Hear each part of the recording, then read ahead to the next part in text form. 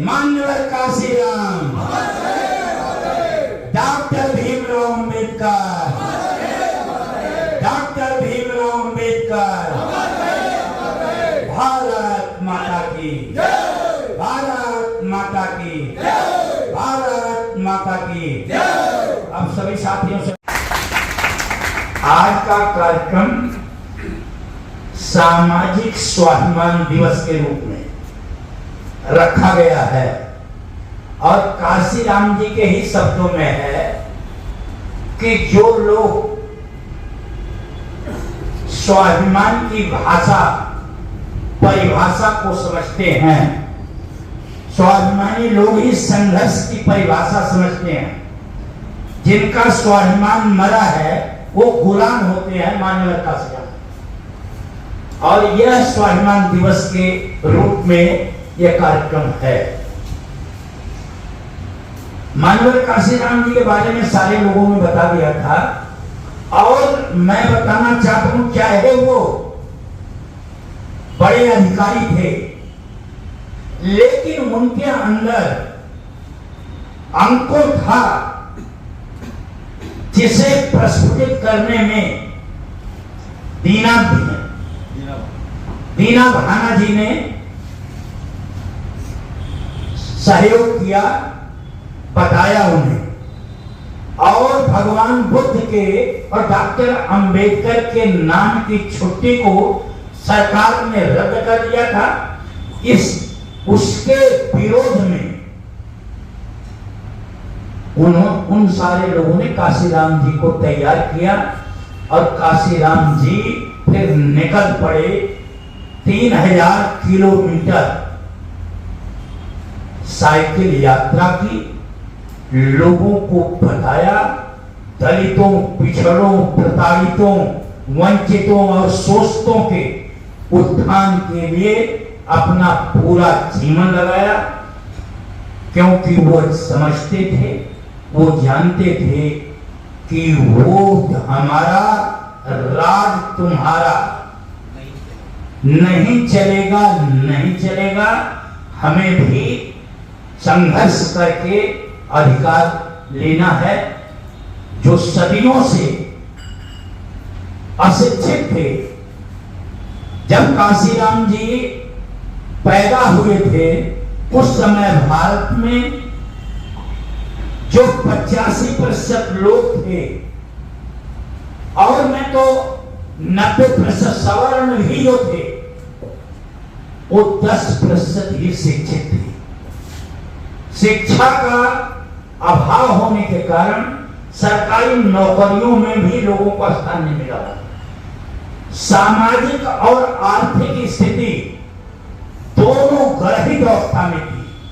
काशीराम जी ने संसद में कहा था कि राजनीतिक आजादी जब तक अपना काम सही नहीं करेगी, जब तक आर्थिक रूप से और सामाजिक रूप से इस देश के अंदर गैर बराबरी रहेगी, जब तक इसकी बराबरी नहीं मिटेगी, तब तक देश के अंदर सामाजिक न्याय नहीं हो सकता। और उन्होंने पार्लियामेंट में यह भी कहा था कि जो गरीबों का वोट है वो माफिया और मनी दोनों से लूटा जाता और लूटा जा रहा है। और सत्ता पर बैठे हुए लोग हमारे लोगों को मिलाकर, हमारे लोग भी उसमें शामिल हैं।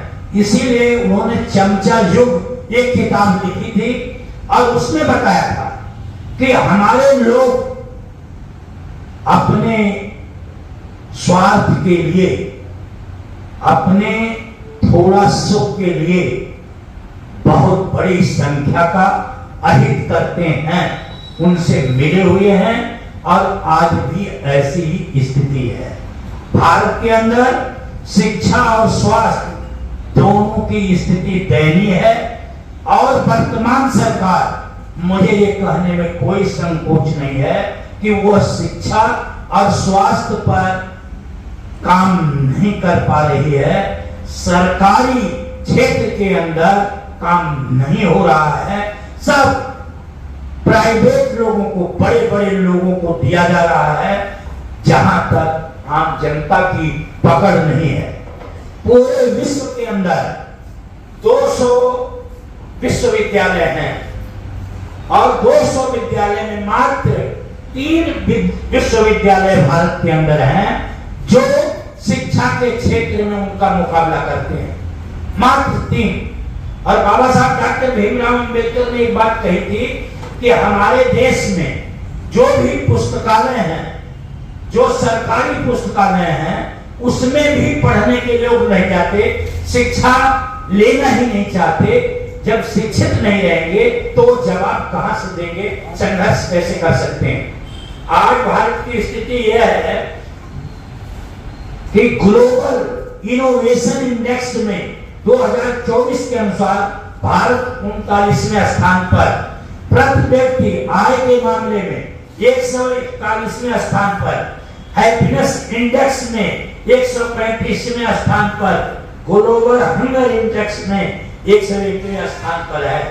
ये 80 और 82 करोड़ को 5 किलो अनाज दे रहे हैं, उसके बाद भी हंगर इंडेक्स हमारा पूरे विश्व में 101वें स्थान पर है।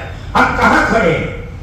और कहते हैं भारत विश्व गुरु बनेगा, विश्व का चेला बना नहीं रहा है, आपको गुरु कहां से बन जाएंगे आप? जब आपकी स्थिति ऐसी है तो हम लोगों को यह सोचना होगा, क्योंकि लोकतंत्र खतरे में है, लोकतंत्र करा रहा है, लोकतंत्र और संविधान पर कब्जा करने की साजिश है।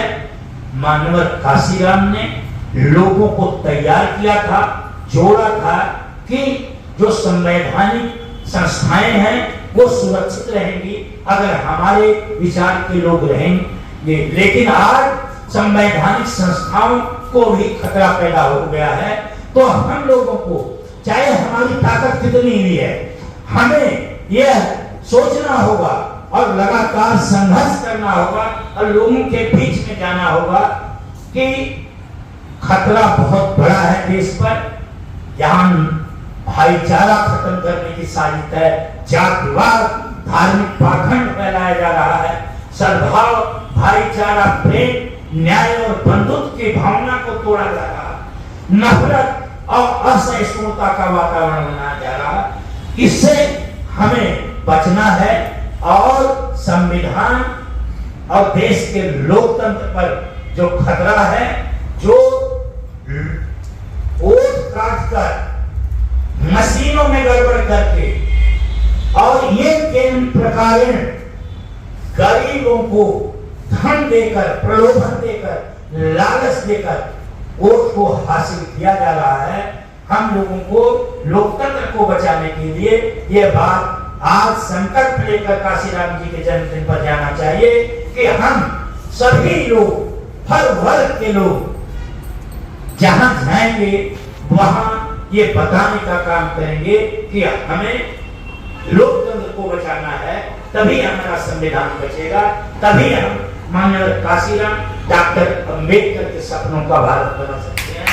इन शब्दों के साथ आप लोगों का बहुत बहुत धन्यवाद करता हूं और आशा करता हूं कि शिक्षा और चिकित्सा के क्षेत्र में लगातार हम लोगों को राय देनी है और आगे बढ़ना है, क्योंकि बाबा साहब डॉक्टर भीमराव अंबेडकर ने कहा है और यहाँ स्लोगन है कि शिक्षा वह शेरने का दूध है, जो पिएगा वही दहाड़ेगा, वही संघर्ष करेगा, वही निर्भीक रहेगा, वही किसी से नहीं डरेगा, हर जगह अपनी बात कहेगा, स्वाभिमान और सम्मान के साथ जीवन जिएगा।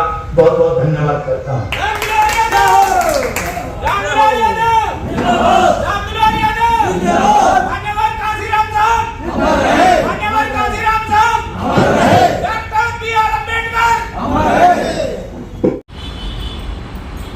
और ज्ञानपीठ के अध्यक्ष बड़े भाई डॉक्टर देवकरण जी और इस संस्था को चलाने वाले हमारे इस क्षेत्र के प्रेरणा स्रोत मेरे बड़े भाई आदरणीय रामदुलाल यादव जी और मेरे समस्त भाई,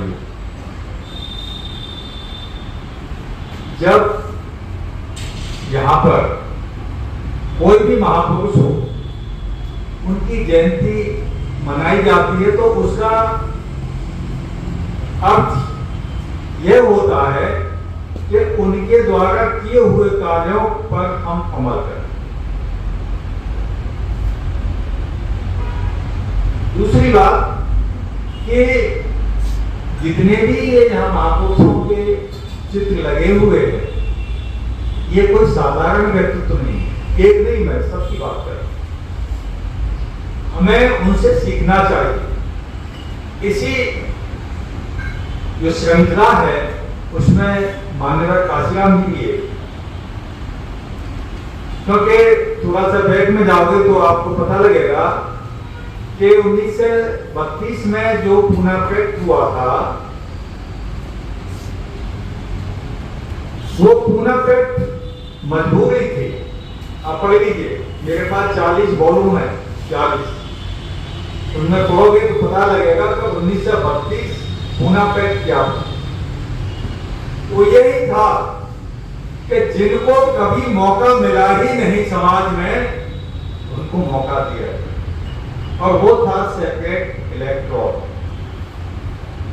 जो 1909 में मुसलमानों को मिल चुका था, 1919 में एंग्लो इंडियन को मिल चुका था, और सिखों को भी मिल चुका।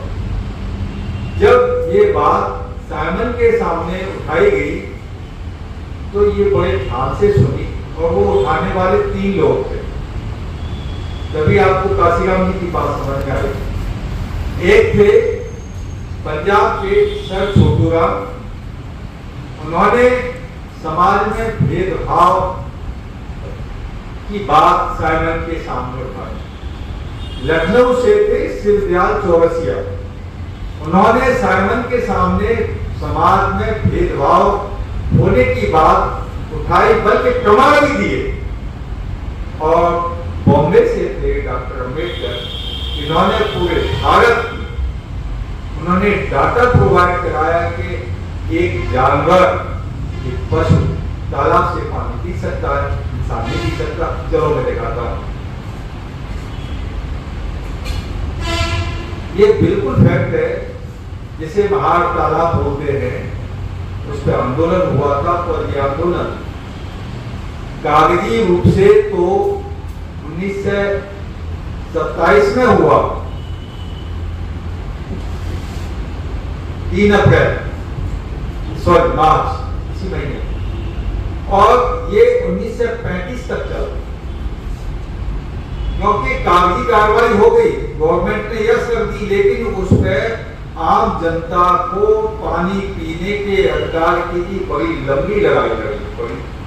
तब ये 1932 आया सेपरेट इलेक्टोरल, और इसमें जितने भी जो समाज के दबे कुचले वर्ग थे, उनको 71 सीट अंग्रेजों ने दी। काशीराम जी का आना चाहिए। मान्यवर काशीराम साहब, मान्यवर काशीराम साहब, बहुजन जननायक, बहुजन जननायक, doctor B.R. Ambedkar, doctor B.R. Ambedkar, Ramlal Yadav. नमस्कार, प्रणाम। मैं खुशबू तिवारी आप सभी के बीच रूबरू हूँ GNA न्यूज चैनल के माध्यम से। आप सभी इसको देखिए, सुनिए, ढेर सारा प्यार दीजिए और चैनल को सब्सक्राइब करिए। बहुत बहुत धन्यवाद।